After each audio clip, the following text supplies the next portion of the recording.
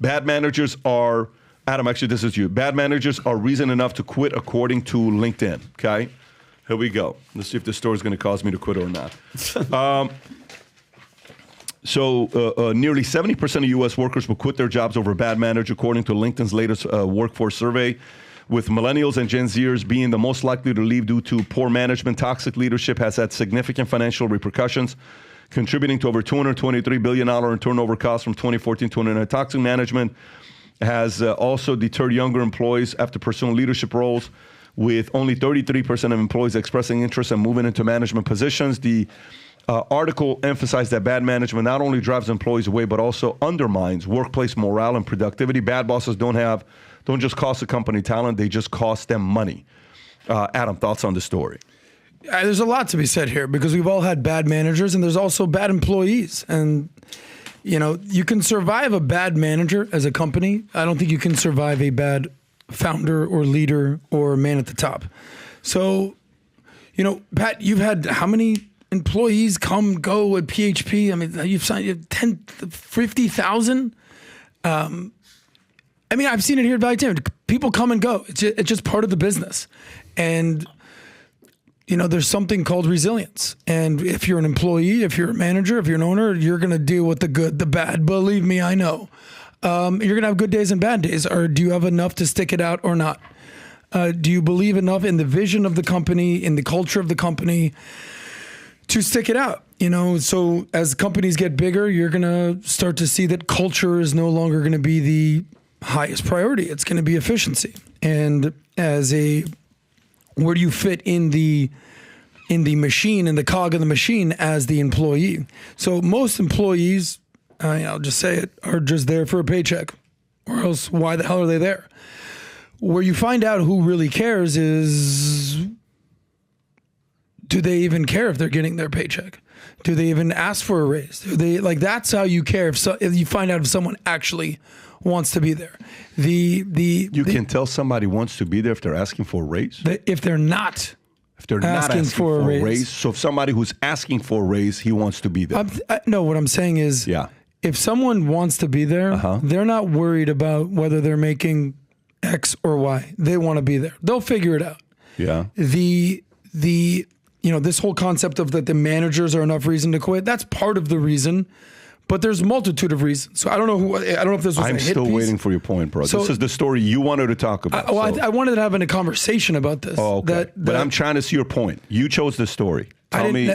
I wanted to discuss this. But the fact is, leadership at the top is the real reason that somebody comes or leaves a company. Because Managers I think will there's come a lot of value to the story because I agree with the story. Yeah. So I'm trying to, okay, Tom, what would you say about the story? I completely agree with it. People quit on people. They don't necessarily. I agree. They don't quit on companies and vision. For sure. And managers, if the managers are aligned with leadership and they are selling the vision, reminding them of the vision and the cause, and they're being properly recognized, properly mentored, they don't quit. Yeah. It's so simple. I love this vision. I love this company, and my boss is helping mentor me and getting me from here to here, and I like working here. Those people don't quit, but they sure as hell quit on bad managers. They quit on people. Yeah.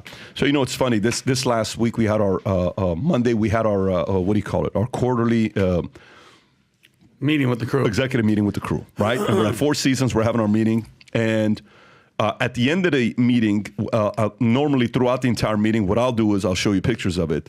I'll get on there and I'll write out exactly what was talked about on things that we have to improve, and this is what it'll look like. Okay. Yeah. Just to kind of show you what it looks like this. And this is my handwriting. It starts off with improvement, okay? Things that we have to improve in. Then goes to ideas, okay? And we come up with a bunch of different ideas. And then it comes to departments, how much you can do, how much that person can do. Which company is growing the most? Which company is adding the most revenue? Which company is percentage? How's Minek doing? How's BDC doing? How's this doing? How's that doing? You know what was number two? Check this out. You know what was number one area of improvement? Middle management. Okay? What's middle management? Middle management, so you got C-suite executives.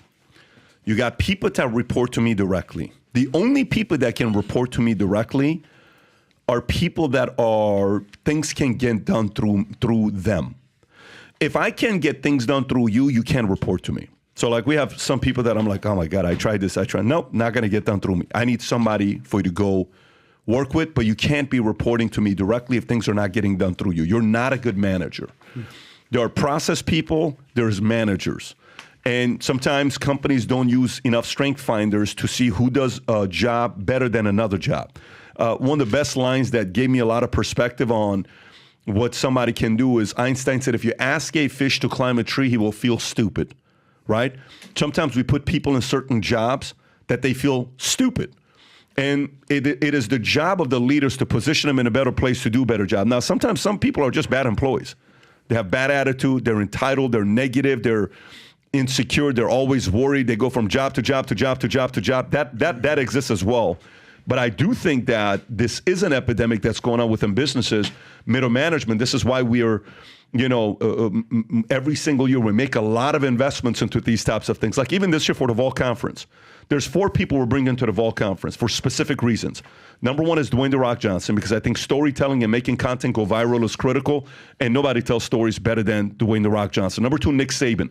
Why Nick Saban? You know how hard it is to win 7 national championships? Insane. It's easy to win. It's easier to win 7 NFL championships than 7 college championships because your players are always leaving you in 2 years. So it's a new quarterback. It's a new this. So how do you think he is with conflict resolution? How do you think he is with leadership? How do you think he is with setting the tone, challenging? Then you have Will Guidara, who ran the #1 restaurant, makes it a 3 Michelin star, and then sells it, makes a ton of money. He's going to talk about unreasonable hospitality and how do you deal with customers that are bitching, complaining, and how do you keep your employees high expectation, high standard, but happy enough to serve other people well. And then Max Tegmark, who's one of the AI King Kongs, wrote a book called Life 3.0. But to me, and we're doing this at Palm Beach Convention Center. If you guys haven't gotten a ticket, you can go to vtmerch.com. I'll put up the QR code, Rob, to go to it. But I think the management side is super critical. I think most companies don't make enough investments in their middle management to get better. They just assume their middle managers are going to get better. They're worried about spending money to send the guy to this thing or to that thing that, hey, it's going to cost us a lot of money. And I'll never forget one of the best quotes by this CEO and the CFO. The CFO comes up to the CEO and he says, hey, man, why are we investing so much money in education of sending these managers out to these events? Why spend all this money? Because why would we want them to get better? And what if they get better and they leave us to another company? And it's the best line what the CEO says. He says, imagine we don't and they stay. Oh, wow. Imagine we don't and they stay. The cost of that. So I think sometimes the entrepreneur, the founders, they got to invest a little bit more money into their middle managers. Tom, I want to come to this next story that you were talking about. And if you want to combine the 2 stories together, you can. Suddenly, hourly workers aren't so hard to find. This is according to WSJ, Wall Street Journal. Apparently now we're starting to find hourly workers. So let me read this and then I'm coming to you. The hourly labor market, once booming, is now showing signs of strain, similar to the white-collar economy. While jobs remain available, the hiring frenzy is over, with employers like ABM Industries even posting signs saying we are currently not hiring. Can you imagine that? Some companies like daycare, Giant Bright Horizons, and defense contractor General Dynamics report easier hiring, while others like Spirit Airlines and John Deere have cut significant portions of their hourly workforce, reflecting a broader focus on cost-cutting over expansion. A silent layoff is occurring as companies reduce their workforce through attrition. Workers are feeling the pinch, with job seekers like Matt Newell struggling to find roles despite extensive experience. The market is feeling balanced, but opportunities are fewer and competition is fierce, leading to frustrations for many seeking employment. Tom. Well, here's what's happening. Companies are keeping quality. If you're a quality person, the companies are keeping you. And if you're not a quality person, you're now part of too much supply of part-time workers, and people are having a hard time finding jobs. We're also finding people, the U.S. has got a productivity boost that's been happening. So the people that are in jobs are working hard, and companies are getting productivity out of them. And so right now, And you want to do a seasonal pop or something, hourly workers aren't hard to find because there's a lot of people out there. The unemployment rate is 4.3%, heading toward 5% over the course of the next 6 months, I believe, because companies are trimming. And you're seeing it in the stock market, PBD. Companies are profitable. And so how do you become more profitable? You reduce expenses if your sales are flat in a recession, or while sales are growing, you scale by being even more efficient. And so companies are keeping quality, and it's putting, the lower quality people are out there, and the unemployment rate's going up because the people that are high quality are working are more productive. And so now it's harder for people that want a job hop just to find a job. And the days of holding somebody for hostage and saying, I don't want 15 an hour, I want 20 an hour, and I need to bring my dog to work, but we work from home. Those days are sliding off. This is a run to quality. Adam. Yeah, I'm trying to find. I haven't worked hourly in years, so I'm just trying to understand really how this shapes the marketplace. Like, as a business owner, what should business owners be aware of? What's going on in the marketplace? This is sort of not my wheelhouse right now, but summer's kind of coming to an end. Summer jobs are coming to an end. We're about to hit Q4 in a little bit. We saw what happened in the marketplace in the market last week, where unemployment, the PAM sign that basically if once the unemployment rate hits anywhere close to 4.8%, it sort of triggers the stock market to go crazy. We saw what happened, but the reality is it's closer to 4.3. How are you processing this story as a business owner about the whole hourly workers aren't hard to find? For me, I'm not involved in this drama of hourly workers or not. I'm involved in finding good people. We were at Goldman Sachs and they said every year they told us the number of people submitting resumes to work for the company. And it was astronomical. And I came back and I talked to RJ. I said, give me a low week, give me a high week on the number of resumes we get. You know what the number is on a weekly basis?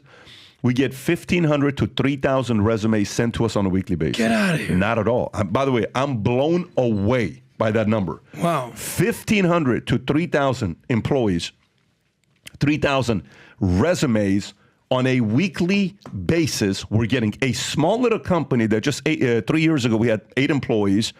Then we had, a year ago, 45, 50 employees. Yeah. We're at 115 employees right now full-time. You know what's funny? Most people that come here don't even know what the hell we're doing.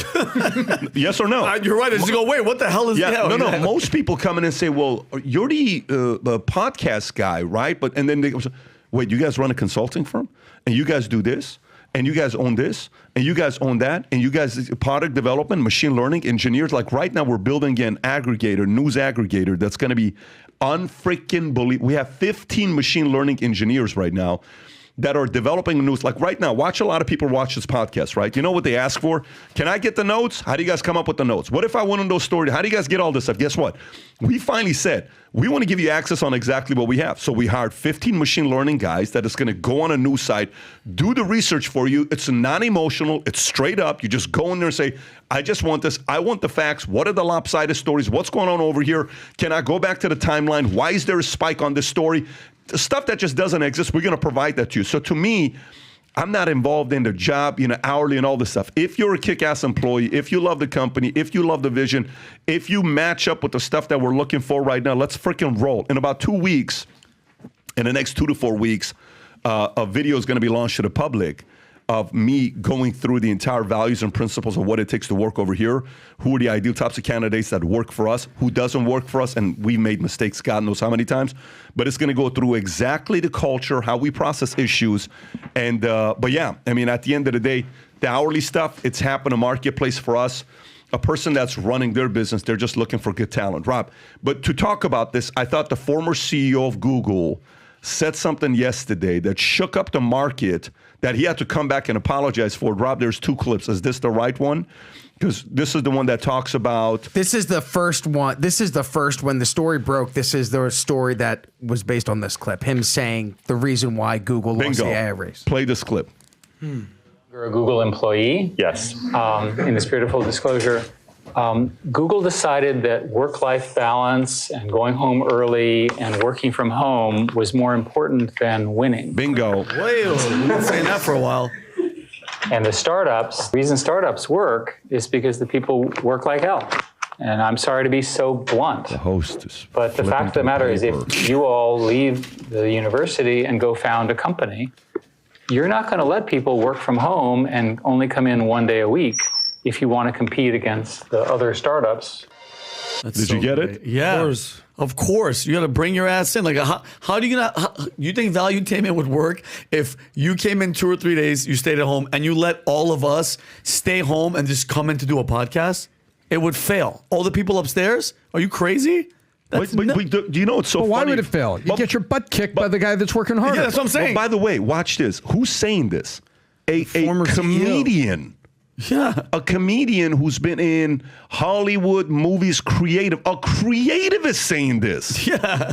Think about coming from and who are the people typically that would like to have that lifestyle? That would people like me. The creative. Me. I would. Yeah. Those type of people want to stay home. Do you know how much of an advantage a creative has if they understand that concept? Mm-hmm. Tom, when he said, by the way, he says this, okay, and then after saying this, story comes out a few hours later, Vinny. Okay. Eric Schmidt walks back, claims Google is behind on AI because of remote work. Oh, really? Wall Street Journal. So he says, ex-CEO, executive chairman at Google, walked back remarks in which the former company was losing the AI race because of its remote. He says, I misspoke. Oh, yeah, meaning I about Google and the work hours. The truth came out by accident. I regret my error. I wonder who called him afterwards. Tom, what do you think happened for him to do that? You did not misspeak, Eric Schmidt.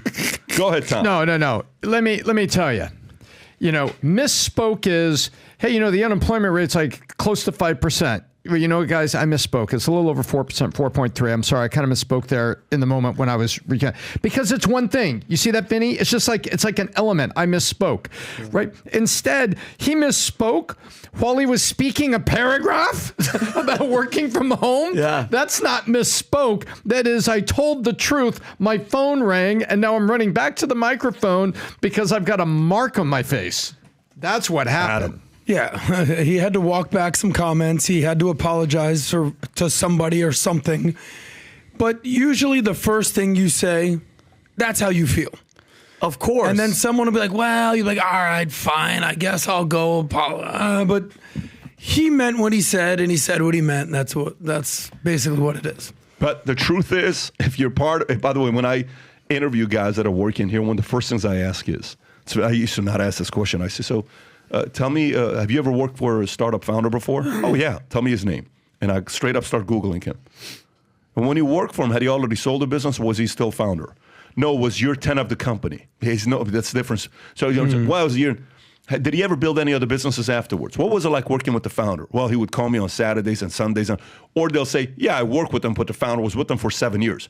From the beginning to 7 years, yeah. No shit. Did you like it? Oh, it was crazy. And then what'd you do? Well, right afterwards, I went to a big company. I said, now you want to come back to a founder again? Yeah. So you sure you want this? What does your wife say about this? Well, before we make this decision, I got to meet your wife. So these are things that you kind of go through because, trust me, as exhilarating as it is to be part of a startup, like, listen, there's people that have worked with me in the past before with startups, and they made a lot of money, and then now they're kind of comfortable living on an island. Nobody sees them coming in late anymore, and nobody sees them leaving in early, and nobody sees them doing certain things that maybe nobody will catch them, and they're like, you know who you are. And they'll say, I never want to work with that motherfucker. But damn, I'm glad we made a lot of money together because it takes a lot of brass to want to keep working. A lot of guys that work with Elon maybe don't want to work, but a lot of guys came back. If you read his book, Elon's like, some of these guys came back saying, frickin', I went to a safe place. I was sick of it. I wanted to go back and work at a place that's growing. But it's not, the straight up honest answer is, it's not for everybody. Yep. It's just not. It's not. Guy asked me a question on Connect yesterday. I love this girl. Been with her for 4 years. I love her. She wants me to marry her. However, she doesn't like the fact that I work long hours to build my business and we're politically on different pages. Oh. Recipe for disaster? Recipe for disaster. Yeah. Recipe for disaster. Big time. Big time. Sorry, the truth hurts, but I tell you right quick. So I would just say, he messaged me too. Give 50% of everything you own to some charity and throw yourself down a flight of stairs and save yourself the 4 years. Yeah. There you go. There you go. Here's what I can tell you. What I do know for a fact is I'm convinced the future looks bright, and we want 1 million people to wear the gear future looks bright. The USA hats, last time we had, it sold out like this. They're officially back, the USA hats. If you want them, order them ASAP. If your entire family loves America and you want to sport it for the rest of the year, so indirectly, when you nowadays people are like, well, when you have an American flag in the house, what are you really saying politically? Which way do you lean? It means I love America.